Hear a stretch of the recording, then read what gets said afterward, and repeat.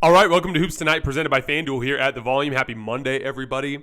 I hope all of you guys had a great weekend. Pardon the different setup. I'm doing some renovations to the studio right now, so for about the next week or so, this will be the setup. Just want to get some permanent stuff in there. We threw the set together really fast. If you guys remember, we started this show in February in the middle of the season, and so we didn't have a ton of time to get detailed with the setup, so we're doing some work in there right now.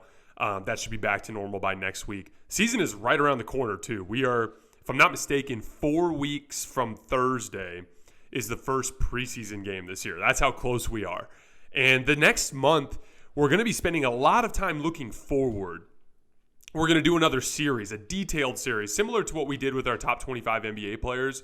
We're going to do the top 15 power rankings going into the season. And each video is going to be a deep dive into everything about that particular team in the power rankings, changes they've made to the roster over the offseason, what I expect them to look like on the offensive end of the floor and the defensive end of the floor, predictions for the season, everything under the sun for each of the top 15 teams in the league. That's something I'm really looking forward to. But before we look forward, there is one last thing that we have to do looking backwards, and it's something I feel like is really important because one of the best basketball players of all time, a player that coming into last season had 3 championships, should have had a finals MVP, had won back-to-back MVPs at one point, and is the foundational piece for one of the wildest franchise turnarounds in the history of the NBA and the most dominant franchise of this era, Mr. Steph Curry. He just had not only another championship added to his resume, a finals MVP, what should have been a second added to his resume, but had one of the most dominant playoff runs of his career and in NBA history. That changes a lot of things. That puts him into conversations with players that we never really thought that he'd be mentioned with when he came into the league. And so before we look forward, before we start thinking about this next season, I wanted to take an opportunity to think a little bit harder about where Steph lands all time after this crowning achievement of his career, this playoff run, winning a 4th title with the Golden State Warriors. So we're going to be diving into where he ranks in the list today, what rules I use with my particular list, and get into some of the other players on the list as well. But it's going to be a big focus on Steph. You guys know the drill before we get started. Subscribe to the Volume's YouTube channel so you don't miss any more of our videos. Follow me on Twitter at _JasonLT so you guys don't miss any show announcements.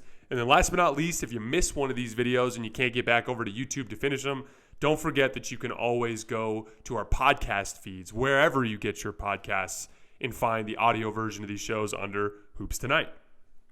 So again, we need to have this conversation because I do think these things matter. The debates themselves can get frustrating to me for the same reasons why the player rankings can get frustrating sometimes. No one really wants to negotiate or talk or discuss in good faith. Everyone's kind of married to their opinions, and it can get very aggressive with people, and it doesn't end up being a basketball discussion often enough for my liking. But I do think these things matter. The reality is particularly with the NBA, we care about player rankings. We talk about the GOAT, the greatest of all time in basketball, a hell of a lot more than we do with Major League Baseball or with football, obviously because of positional differences. And I think that's interesting because there are positional differences in basketball. I keep separate lists for bigs and perimeter players, which we'll talk about here in a minute. But lists, these all-time rankings do matter a lot more within the historical context of the NBA than they do with other sports. And Steph Curry just had an incredible career-defining achievement.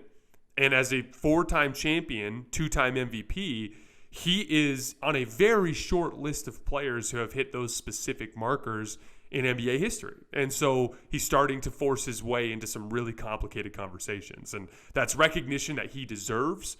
I've always been a big believer that, that the trophy really means something.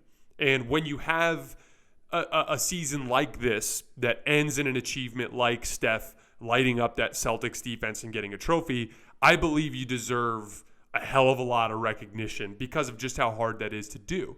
I do the same thing when Giannis got the trophy last year. I did the same thing when LeBron got it in 2020. Again, when these guys add that particular achievement to their resume, it needs to be celebrated. So, a couple of things. First of all, why do I keep bigs and perimeter players in separate lists? It's the same reason why I value perimeter players more than bigs in general, but it goes deeper than that. Because I don't have to get into the basketball reasons. The main thing to me is they're just different positions. How can I possibly compare what Kareem Abdul-Jabbar did for the Lakers for all those years to what Steph Curry is doing for the Warriors? There's no basketball translatability. They didn't even do any of the same jobs on the floor aside from the end result, which was putting the ball in the basket or stopping the other team from putting the ball in the basket. That's where the similarities end. So how can I say one player is better than the other when it's like comparing a left tackle to a cornerback in the NFL? There's not enough parallels there for me to make those types of comparisons. So for me, I'm going to put perimeter players in one list and bigs, any kind of big, in another list. That involves big centers like Kareem Abdul-Jabbar and Wilt Chamberlain, and the best power forwards of all time, the Tim Duncans and the Dirk Nowitzkis of the world. I view that specific position, the low post anchor on both ends of the floor, as a completely different position, a completely different job, basically a different sport than what the perimeter players are asked to do on any given possession. So I'm going to keep them in different lists. That's just the way I do it. A lot of people are going to do it differently, and that's fair. Some people say Kareem Abdul-Jabbar is the greatest basketball player of all time. They're not wrong. I just have a hard time saying Kareem's better than LeBron and MJ, considering they do absolutely nothing similar on a basketball court. And then lastly, I don't factor in any basketball before the 1980s. The reason there is very simple. I have watched a lot of film from everything that's happened from 1980 on. All of the greatest games in NBA history, many times over. There's plenty of footage and a lot to dive in there to learn. Beyond 1980, it gets really cloudy for me. And I personally just don't feel comfortable having strong opinions about basketball players that played that long ago. The game looks very different. It's a lot harder to find footage. In general, it's just an era that I do not know enough about beyond what I've read in books and a little bit of footage that I've seen. So for me personally, I don't feel comfortable for that. There are a lot of guys out there that are older, that have been around the game a lot longer, that are more willing to dive into those types of comparisons. That's not me. So this particular list for me is perimeter players after 1980. Those are my rules. That's just the way that I do it. That's the way this list is going to go. So what I want to do is I want to first list off what my top 9 is without Steph. And then what we'll do is we'll go over Steph's resume and where he fits into this list. So I have Michael Jordan at number 1. What he did in terms of dominance, not just as an individual but with his team, is unmatched in NBA history. And I think that has to weigh more than everything else that we talk about on this list. When you win 6 championships in 8 tries as a team, when it's considered blasphemous to even mention another player in the same breath as you, that is a type of dominance that nobody in this era has accomplished. There was maybe a 2 or 3 year stretch in the early 2010s, like from 2012 to 2013, those 2 seasons, where it was blasphemous to mention a name with LeBron James. But that was 2 years. And what MJ did during that entire decade of the 90s mimics what LeBron did during that 2-year span. There's no comparison. And then in terms of team success, we've had players have three-peats. We've had players win a lot of championships over a long period of time. Two three-peats executed within an 8-year window is a level of dominance that no player in modern NBA history has been able to touch. I think we have to apply the appropriate amount of credit and attention in that direction, and that to me is going to put MJ at number 1 on my list. Number 2, I have LeBron. He's the unprecedented combination of longevity and greatness. There are players like Karl Malone and Kareem Abdul-Jabbar that were around forever and were very good the whole time, but for both of those guys, once they got over that age at 35, they were great players, but they were never considered potentially among the best players in the league. And that's the wild thing about the LeBron James experience. Like, Most LeBron fans disagree with me, and I have him at number 4 going into this age 38 season, this 20th season of his career. It's a type of dominance at that age that we've never seen before. The other big thing with LeBron that I think often gets glossed over is there is no player in NBA history that has the variety of success that LeBron James has.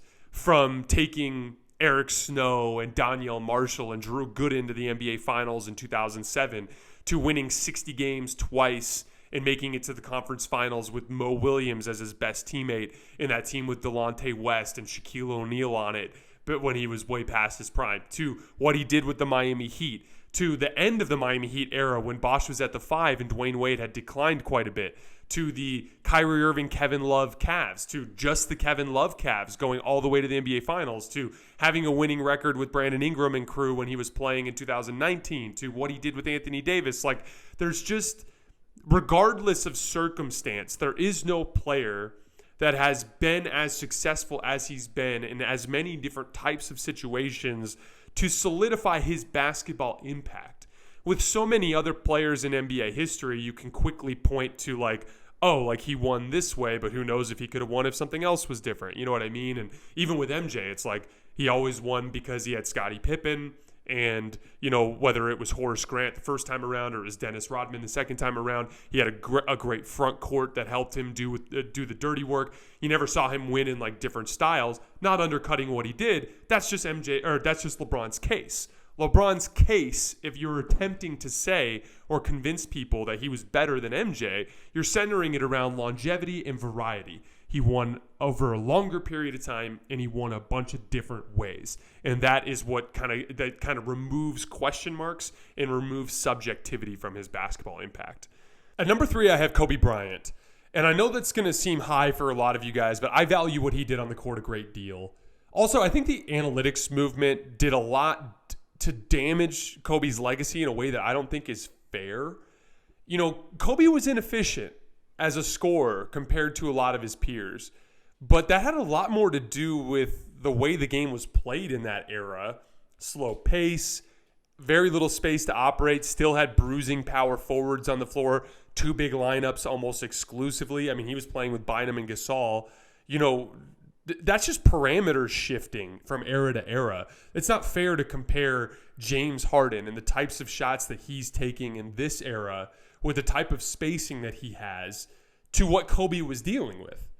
And yet the analytics movement has driven that argument to the point where a lot of people have Kobe down at like 13th all time in their rankings, which I just think is absurd and disrespectful. And I don't think there's a single thing that James Harden can do with the basketball as well as Kobe can do it, and he shot higher percentages.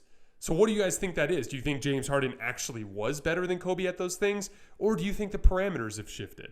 I think the parameters have shifted. So I think Kobe's been unfairly maligned on that front. He's got a lesser version of MJ's career. He's the second best scorer of all time. He won 5 championships.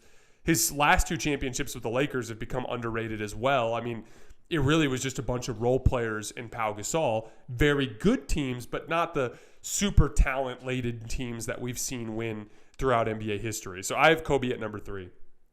Number 4, I have Magic Johnson. I think he's the ultimate franchise foundational piece. We talk about this a lot with Tim Duncan and Steph Curry, this idea of the player that never really was like consistently the best player in the league, but that was always in that conversation. And their career spans multiple iterations of that team. The team is always winning, and they win a lot of championships. That's Magic, Tim Duncan, and Steph Curry.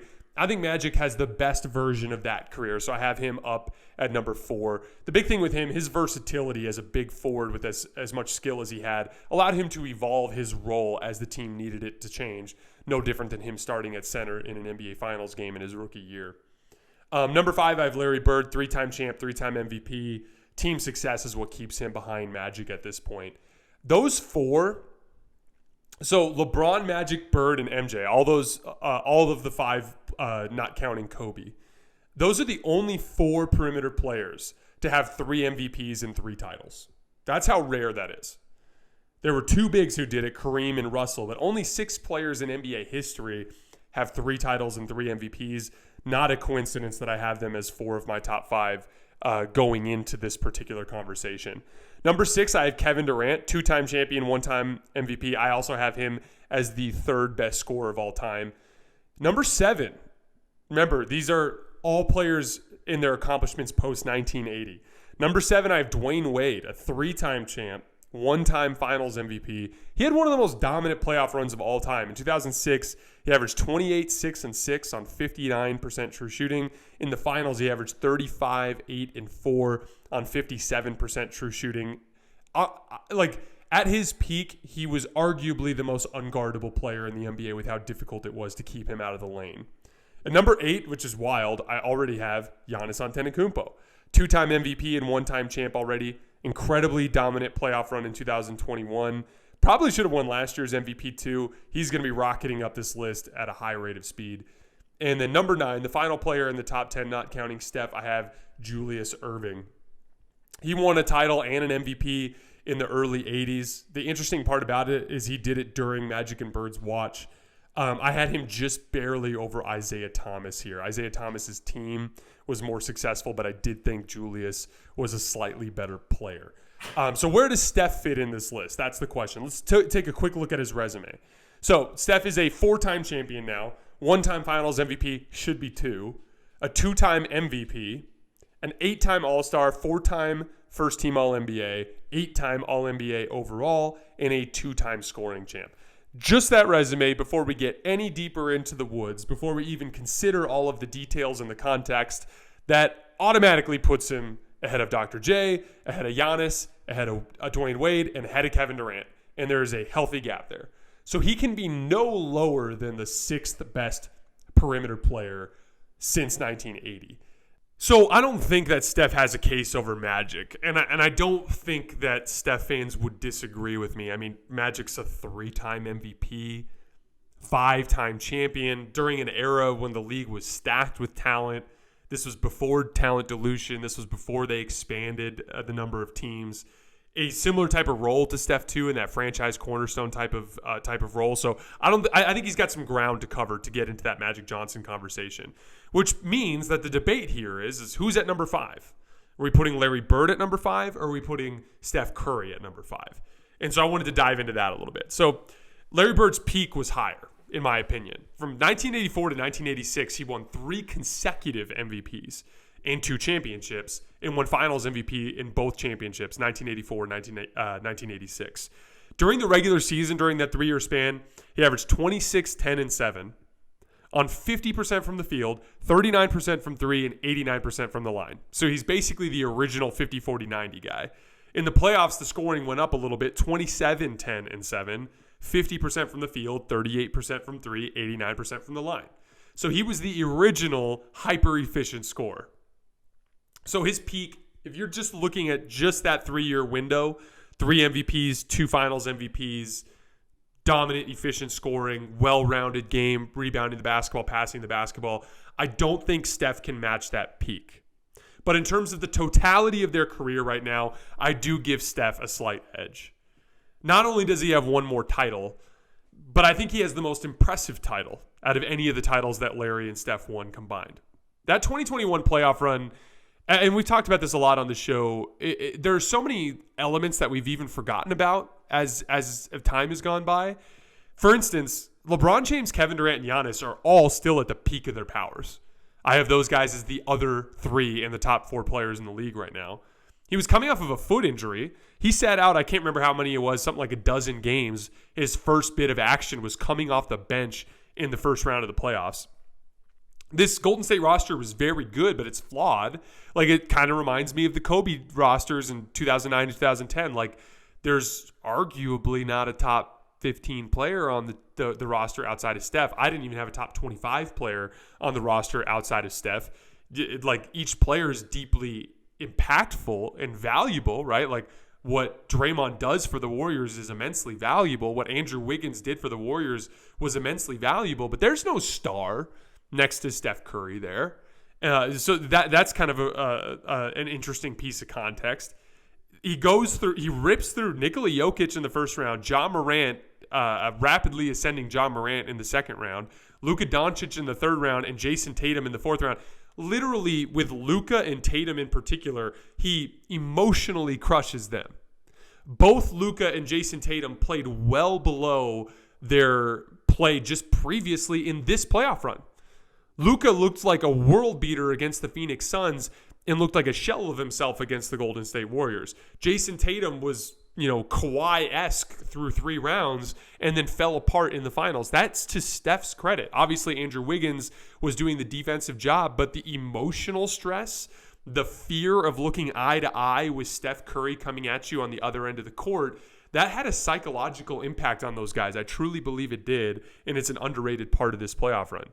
In the Boston series, he averages 31, 6, and 5 on 48% from the field, 44% from 3, 86% from the line, and only 2.5 turnovers per game. This was against a Boston Celtics defense that I thought had the best half-court defense of this era. The same Boston Celtics defense that caused massive problems for every other star they came up against.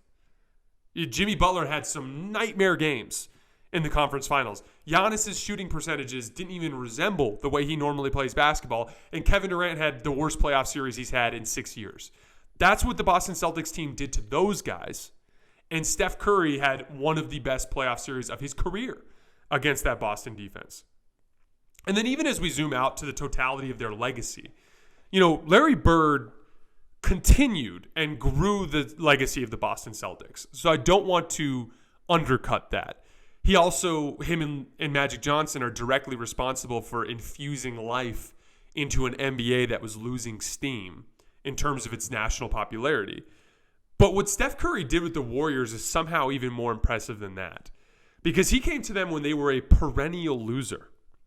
And he turned that perennial loser into the most successful NBA franchise of this era. Now, there's competency in the organization from top to bottom. They have an owner that's willing to spend, a general manager who understands what works in the modern NBA, an excellent head coach. And most Warriors fans will tell you this was the year where Steve Kerr kind of showed some malleability and willingness to change his approach to cater to this specific roster. So don't get me wrong, the Golden State machine has lots of really competent people in their positions that's leading to the success. But the guy who started that all is Steph Curry. And none of that happens without Steph Curry. And so what he did, turning a perennial loser into an NBA powerhouse that will continue to be an NBA powerhouse to some extent, even after he's gone, I put an even a greater deal of weight in that accomplishment than what Larry Bird did with the Boston Celtics. So even though Larry Bird had a higher peak from 1984 to 1986, I think Curry is the 5th best perimeter player in NBA history since 1980. So the question here, the final question I wanted to touch is, what most Steph Curry fans will wonder. What would it take for Steph Curry to be considered in the GOAT conversation? And first of all, it's a conversation. You're never, ever going to get unanimous approval from any one name from the basketball community.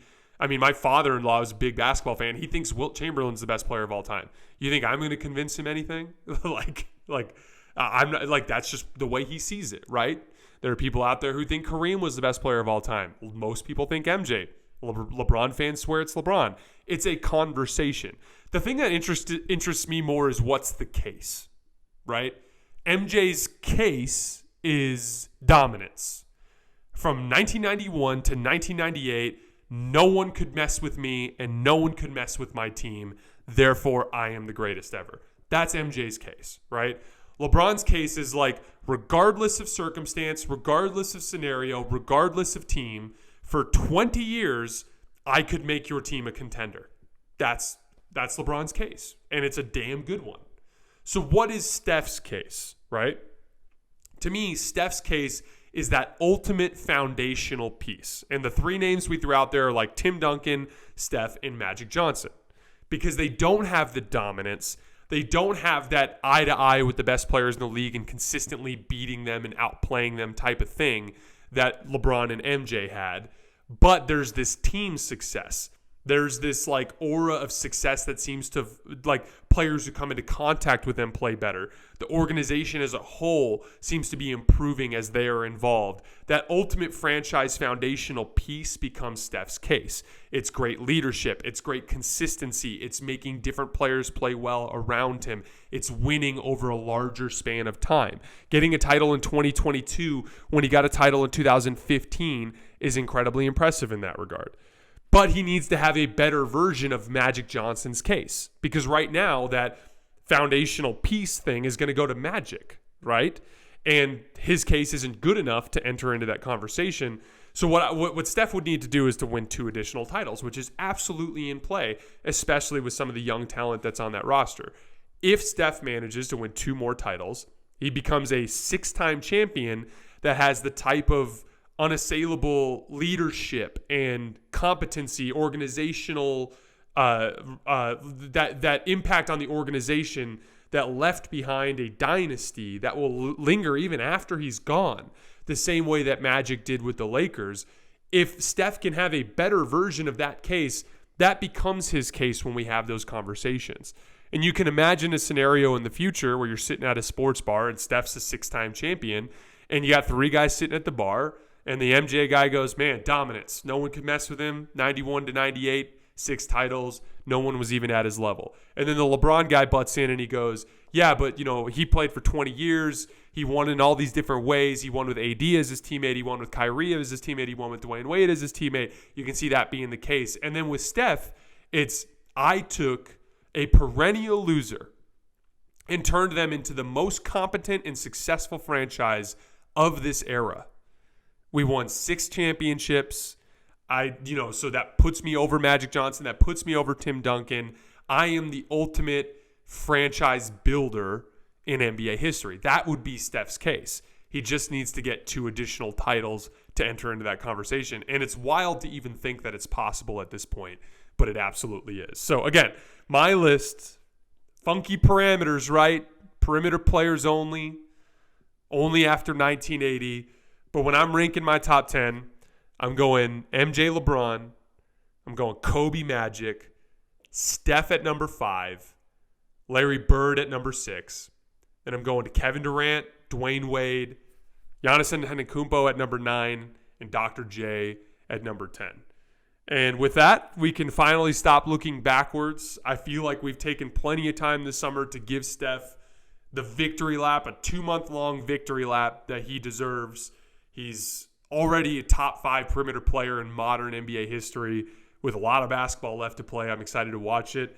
And like I said, over the course of the next month, we're going to be doing deep dives into each of the top 15 teams going into the season in a power rankings format. So be on the lookout for that. As always, I sincerely appreciate your guys' support, and I'll see you in a couple of days.